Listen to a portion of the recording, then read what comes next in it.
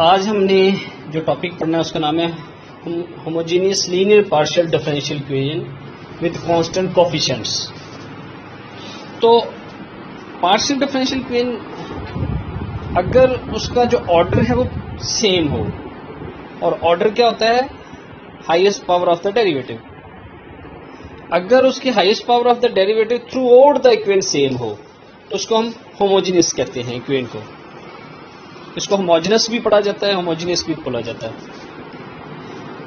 तो for example अब देखें, मेरे पास ये इक्वेशन है जिसमें पहली टर्म है partial cube z by partial x cube plus 3 partial cube z by partial x square into partial y plus 2 partial cube z by partial x into partial y square minus partial 3 z by partial y cube equal to some function of x and y.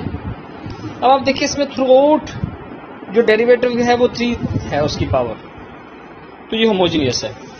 अब इस पूरी की पूरी equation में आप देखें, पहले के साथ 1 फिर 3 फिर 2 फिर -1 1 3 2 -1 ये सारे कांस्टेंट्स हैं। तो ऐसी होमोजेनियस इक्वेशन जिसमें पार्शियल डेरिवेटिव के साथ जो उसके कोफिशिएंट्स हैं वो कांस्टेंट हो, उसको हम क्या कहते हैं? Homogeneous linear partial differential equation with constant coefficients. अब ये लीनियर भी है, रीजन आपके सामने है कि इस पे जो डिपेंडेंट वेरिएबल है ना तो उसका स्केयर लाई कर रहा है, ना उसका स्केयर रूट लाई कर रहा है, और ना इसका कोई ट्रांसडेंशियल फंक्शन लाई कर रहा है। अच्छा, अब हमने इसको सॉल्व करना है, इसको स्टडी करना है। तो for convenience and ease we will use the following symbols. हम ये सिंबल्स यूज करेंगे और ये आपने इसकी प्रैक्टिस कर लेनी है। जहां भी पार्शियल बाय पार्शियल एक्स होगा वहां कैपिटल डी लिखना है, और जहां भी पार्शियल बाय पार्शियल वाई होगा वहां पे डी प्राइम लिख देना है आपने। अब ये आपने सिंबल्स यूज करें। अगर जो हमारी ऊपर इक्वेशन 1 ये जो मैंने लिखी थी, यहां मैं क्या करूंगा? अब पार्शियल बाय पार्शियल एक्स की बजाय मैं कैपिटल डी लिखूंगा, तो डी क्यूब और जी क्यूब के उसके साथ है dependent variable plus 3 D square into D prime partial by partial y into z आ गया प्लस 2 डी प्राइम स्क्वायर, यानी डी प्राइम स्क्वायर क्या है? Partial square by partial y square into z minus 3 D prime cube into z is equal to f of x y. ये f of x y थोड़ा सा miss हो गया वो scan करते हुए। ये function f of x y है, आपने नोट कर लेना है। अच्छा, और इसको हम z को बाहर कॉमन भी लिख सकते हैं, ले सकते हैं। मैंने z को कॉमन ले लिया तो मेरे पास ये इक्वेशन बन गई। अब ये जो लेफ्ट हैंड साइड पे इक्वेशन है other than dependent variable z, basically ये सारी डिफरेंशिएशन ही है। डी क्यूब है partial cube by partial x square, या डी स्क्वायर है partial square by partial y square, या डी स्क्वायर है partial square by partial x square, या डी प्राइम है partial by partial y and so. ये सारे derivative ही हैं। तो हम अदर देन जी जो ये टर्म है ब्रैकेट्स में, इसको हम कहते हैं डिफरेंशियल ऑपरेटर।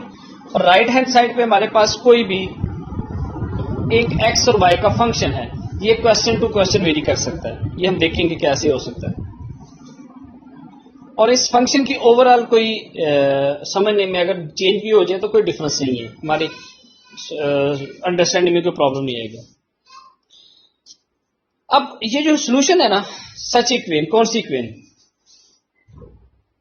ऐसी इक्वेशन जो कि होमोजेनियस भी हो, लीनियर भी हो, और उसके कोफिशिएंट्स भी कांस्टेंट हों। उसका सोल्यूशन जो है वो 2 टर्म्स पे कंसिस्ट करता है। ये थोड़ा सा स्कैन करते हुए मिस हो गया है। उसके सोल्यूशन के 2 पार्ट्स होते हैं, ये आप लिख लीजिएगा, मैं बोल देता हूं इसको। उसका पहला पार्ट होता है कॉम्प्लीमेंट्री फंक्शन, और उसको हम कहते हैं CF। CF stands for complementary functions. और उसका दूसरा पार्ट होता है particular integral P dot I dot. C dot F dot होता है कॉम्प्लीमेंट्री फंक्शन, और P डॉट I डॉट होता है पर्टिकुलर इंटीग्रल। ये आपने नोट कर लेना है। अब ऐसी इक्वेशन का जो सोल्यूशन है वो 2 पार्ट्स पे कंसिस्ट करता है, कॉम्प्लीमेंट्री फंक्शन और पर्टिकुलर इंटीग्रल। ये बस मिस हो गया, वो मैंने आपको बोल दिया, आप नोट कर लीजिएगा अपने नोट्स में। अब हम किस तरह से कॉम्प्लीमेंट्री फंक्शन फाइंड आउट करेंगे, हम पहले ये सीखेंगे, फिर इक्वेशन करेंगे और उसके बाद देखेंगे कि हम पर्टिकुलर इंटीग्रल के किस तरह से फाइंड आउट करेंगे। सपोज करें कि ये हमारे पास एक इक्वेशन है, जैसे इक्वेशन 1 थी, f of d D prime into z is equal to f of x y. अब हमने क्या फाइंड आउट करना है, कॉम्प्लीमेंट्री फंक्शन। अब कॉम्प्लीमेंट्री फंक्शन को फाइंड आउट करने का पहला स्टेप होता है कि हम इसकी ऑक्सिलरी इक्वेशन लिखते हैं। हम इसकी ऑक्सिलरी इक्वेशन लिखते हैं। ऑक्सिलरी इक्वेशन ये होती है कि जो हमारा फंक्शन है एफ ऑफ एक्स वाई, उसको 0 के इक्वल पुट करते हैं। जो हमारे पास d है, कैपिटल D, जो कि पार्शियल बाय पार्शियल x है, उसको हम m के इक्वल पुट करते हैं। और जो हमारा d प्राइम है, पार्शियल बाय पार्शियल y, उसको 1 के इक्वल पुट करते हैं और z को भी 1 के इक्वल पुट करते हैं। ये रूल चलना है थ्रू आउट ये प्रॉब्लम, जितनी भी इसमें प्रॉब्लम्स आएंगी। तो अगर मैंने d की बजाय, अब ये l नहीं है, ये 1 है, ये f ऑफ m 1 है, ये l नहीं है, ये मुझसे गलती हुई है, मिस प्रिंटिंग हो गई है, मैं इसको ठीक कर लेता हूं, आप भी इसको अपने पास दुरुस्त कर लीजिएगा। f of m 1 equal to 0, मैंने ये ऊपर वाली सारी सब्स्टिट्यूशन की है। तो ये जो मैंने इंसर्कल की हुई है ना इक्वेशन, ये इक्वेशन है auxiliary equation, f of m 1, l को 1 कर लीजिएगा। अब हमें कैसे पता चलेगा कि इसके सॉल्यूशन कितने होंगे, कैसे होंगे? इसके लिए एक स्पेशल, इसके लिए जो नीचे लिखा हुआ है मैंने, वो क्या है कि अगर तो आपके पास जो ऑक्सिलरी इक्वेशन आ रही है,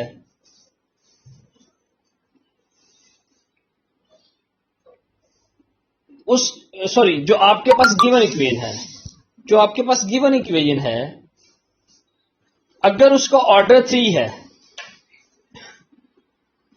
तो जो आपके पास ऑक्सिलरी इक्वेशन आएगी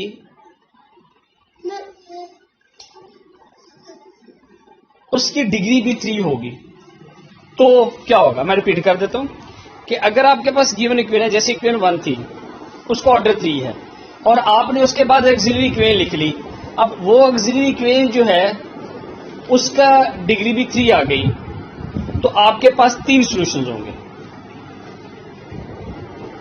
यानी आपके पास जो m की वैल्यू आएगी वो 3 तरह की आएगी। जितनी किसी इक्वेशन की डिग्री होती है उतने उसके सॉल्यूशन होते हैं।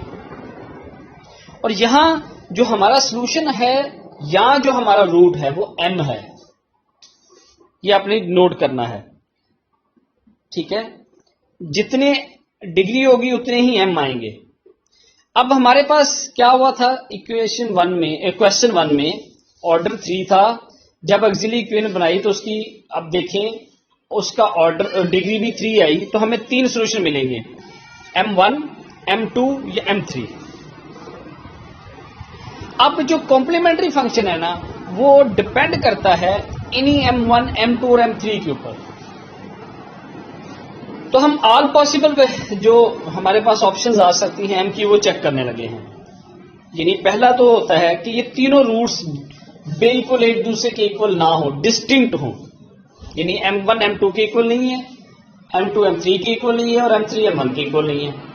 तो फिर जो हमारे पास CF आएगा कॉम्प्लीमेंट्री फंक्शन, वो क्या आएगा, f1 into y plus m1, जो m1 की वैल्यू वो यहां पुट करेंगे, into x plus f2 into y plus m2x plus f3 into y plus m3x, ये आ जाएगा। अब अगर 2 रूट्स इक्वल आए और तीसरा डिफरेंट आए, तो फिर ये पॉसिबिलिटी आएगी। ये आपने इसको इस तरह समझिए, इसको आपने याद करना है, रटना है। और अगर तीनों रूट सेम आ जाए तो ये पॉसिबिलिटी आ रही है, ध्यान से देख लें। अच्छा, लेकिन इसके साथ एक इंपॉर्टेंट चीज है, अगर आपके पास इस तरह से आ जाए कि जो पार्शियल बाय पार्शियल वाई, यानी partial z by partial y, वो 0 के इक्वल आ जाए, तो आपके पास जो कॉम्प्लीमेंट्री फंक्शन है वो फाई ऑफ एक्स आएगा। और अगर partial z by partial x equal to 0 आ जाए, तो complementary function f of y आएगा। ये क्यों ऐसे आएगा, ये मैंने नीचे बड़े ध्यान से एलैबोरेट किया हुआ है। कि पार्शियल z पे पार्शियल y अगर 0 के इक्वल है तो इसको इंटीग्रेट करें तो वो फाई ऑफ x आ रहा है। क्यों?